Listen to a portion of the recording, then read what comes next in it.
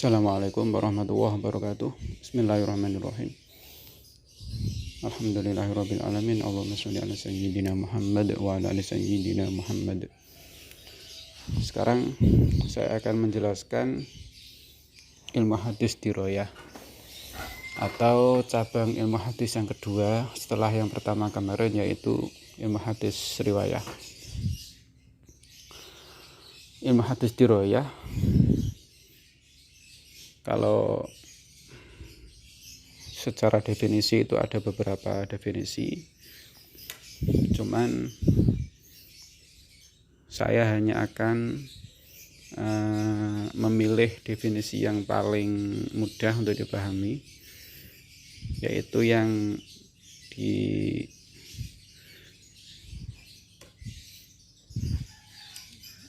dibuat oleh Ibnu Hajar Al-Asqalani,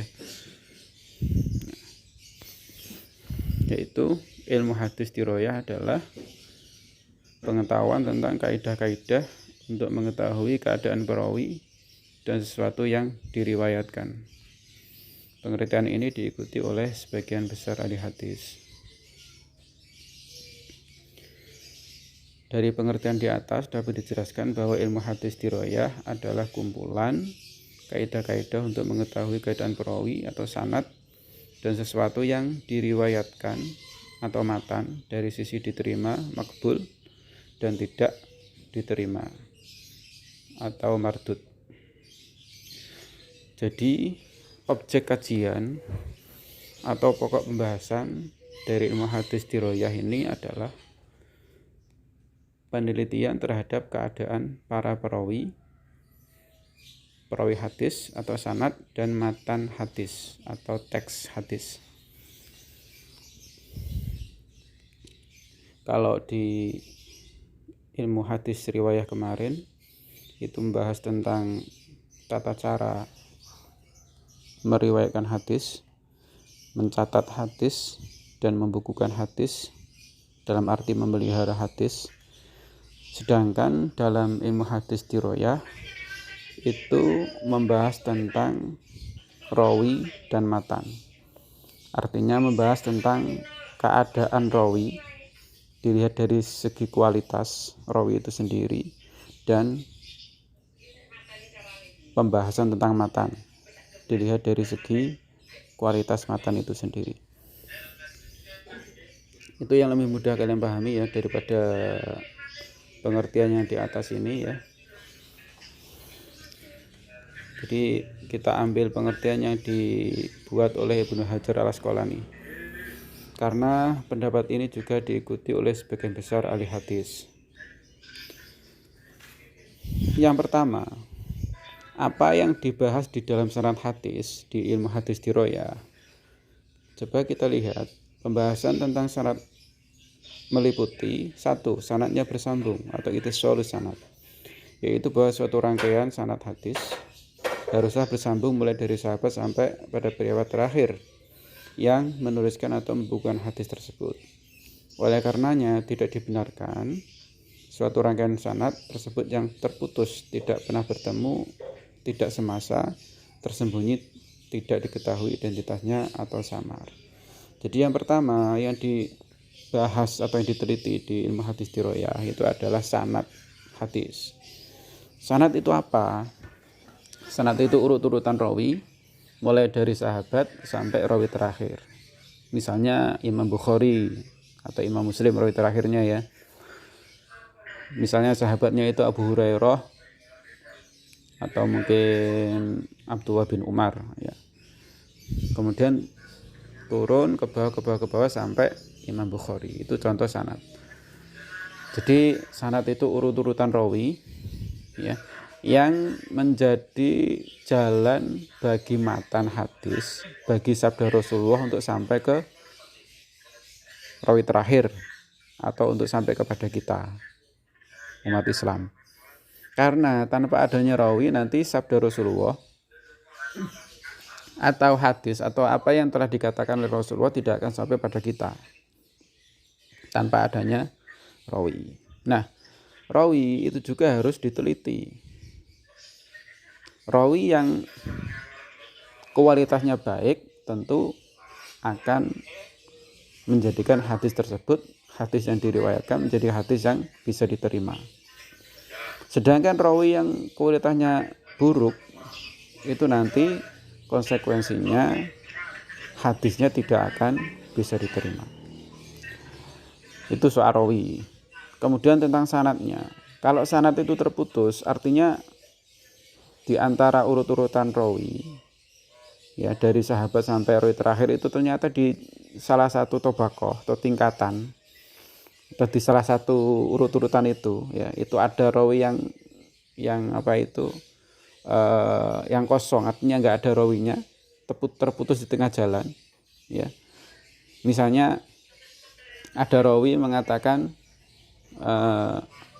rawi ini mendapatkan hadis, misalnya gini, ada seorang rawi yang tingkatannya itu tingkatan 4, itu mengatakan mendapatkan hadis dari tingkatan nomor 2, itu kan melewati nomor 3. Nah itu dinyatakan putus, ya.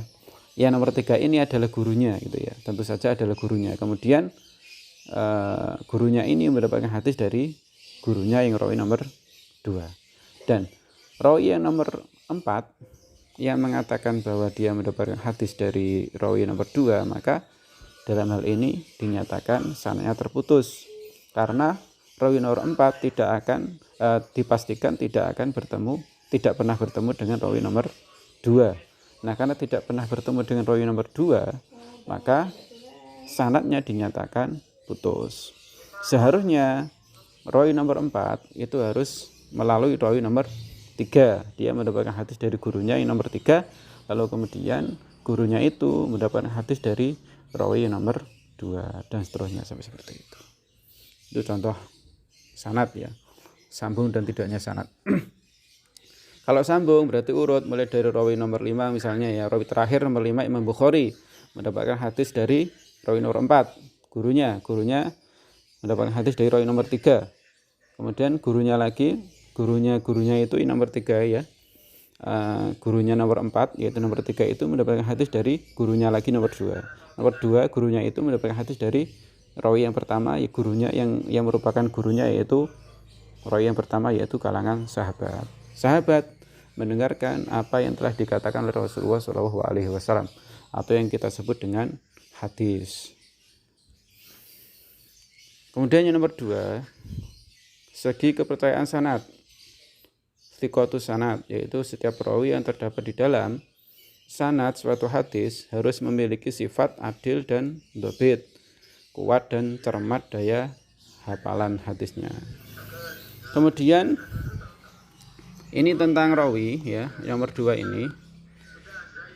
Rawi itu harus mempunyai syarat seorang rawi itu harus mempunyai sifat adil. Adil di sini bukan adil yang tidak berat sebelah, ya, bukan itu. Tapi adil di sini adalah sifat seorang rawi, seorang muslim yang teguh dalam beragama. Artinya istiqomah dalam beragama, imannya kuat, tidak pernah melakukan dosa kecil, dan tidak juga pernah melakukan dosa besar, dalam arti tidak fasik. Nah, itulah yang dinamakan dengan adil, ya. Istiqomatuddin, istiqomah dalam menjalankan agamanya. Nah, itu berat sekali. Itulah yang harus dimiliki oleh seorang rawi. Kemudian dhabit ini juga berat. Dhabit adalah kekuatan hafalan.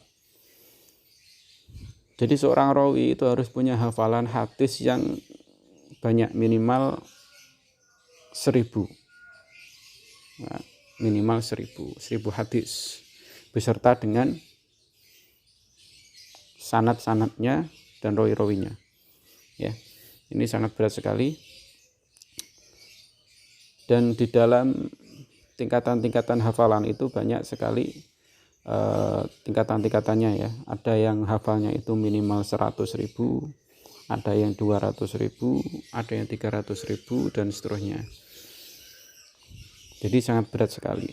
Dan seorang rawi yang dhabit itu harus betul-betul hafal di luar kepala. Artinya kalau ada orang yang minta ditunjukkan suatu hadis dia itu dengan cepat bisa menunjukkannya melalui ingatannya, melalui hafalannya. Nah, itu dobit. Nah, dobit itu ada dua ya, dobit soderi atau dobit yang hafalan.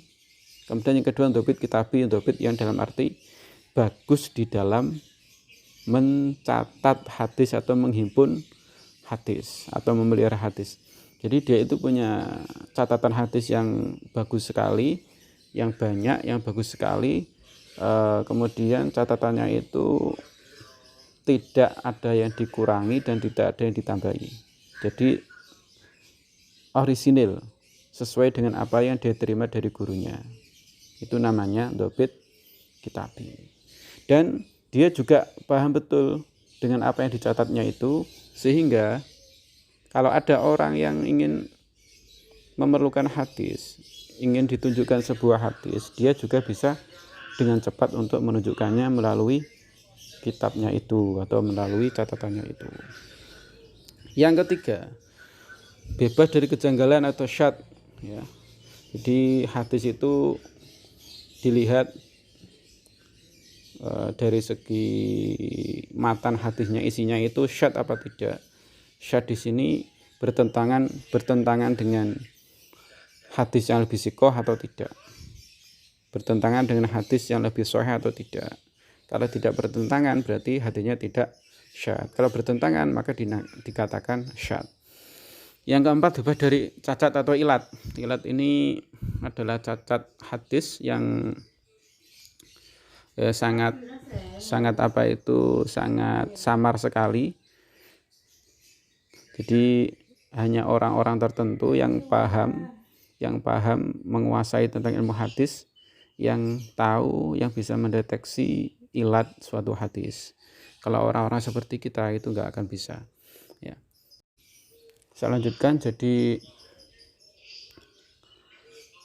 kalau orang-orang seperti kita itu tidak akan bisa untuk mendeteksi suatu ilat di dalam hadis. Itu yang nomor 4.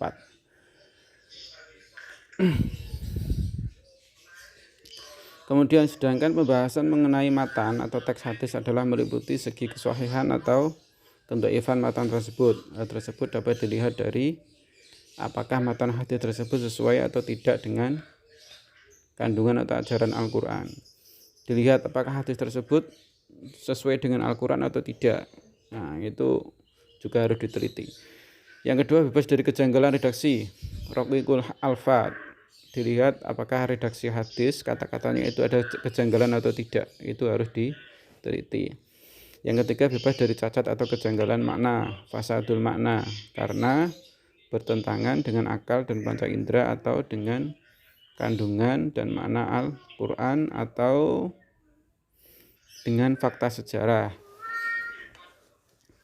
Itu juga harus diteliti. Yang keempat, ya, bebas dari kata-kata asing, gharib, yaitu kata-kata yang tidak bisa dipahami berdasarkan maknanya yang umum dikenal. Jadi itu juga harus diteliti tentang kata-kata asing yang terdapat pada hadis. Ya.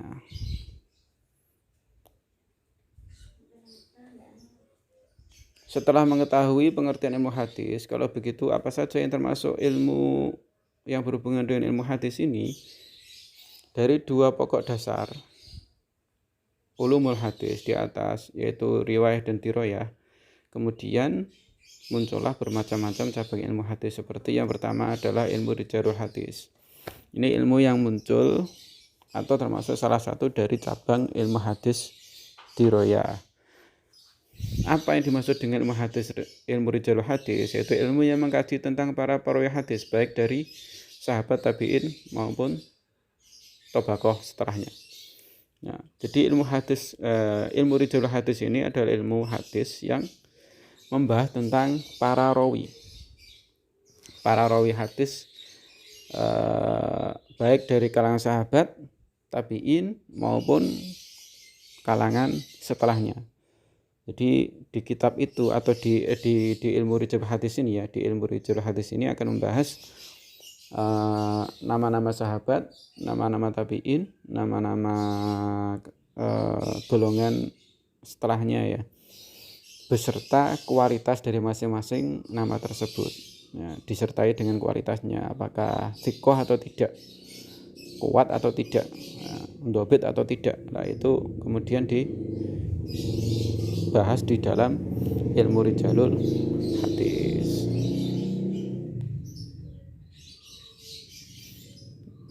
Oke, dari sini dulu ya. Kalau ada pertanyaan nanti silakan ditanyakan. Wallahu a'lam bishawab.